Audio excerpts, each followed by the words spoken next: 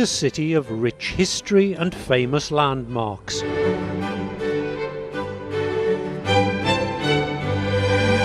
But most of us, hurrying through it in the hunt for our next Christmas present, don't realise the hidden history all around us. It's that history, the sort you never read of in traditional history books, which has been brought to life in a newly relaunched phone app. Hidden Newcastle is an app that really brings to life a lot of the hidden stories of Newcastle. We've got a wealth of history. People coming into the city centre could really discover these hidden stories from the city's past. It's got 70 stories from across the city. It's got a map function so it can actually lead you around the city. So this is Barras Bridge, the Haymarket as people might know it. Yeah. What happened here?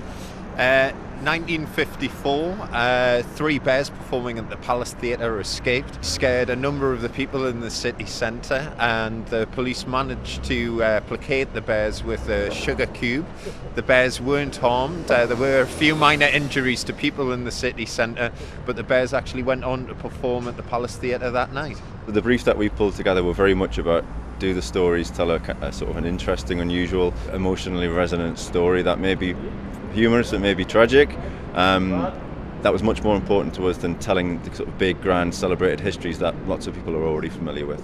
In 1963, 4,000 Beatles fans queued for tickets outside City Hall, and they queued for 48 hours, and the parents were particularly worried about the kids getting too familiar, so they asked the police to form chastity patrols. So, chastity patrols, escaped bears, the mistress of Charles Dickens who lived in Westcott Road, a fortune in gold coins found in rubbish collected from the Grey Horse pub, and a donkey with artificial wings thrown by a showman from the top of the castle keep in an early test flight in 1733.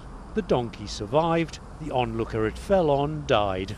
This is history in the raw, and history for people on the move. Derek Proud, ITV News, Newcastle.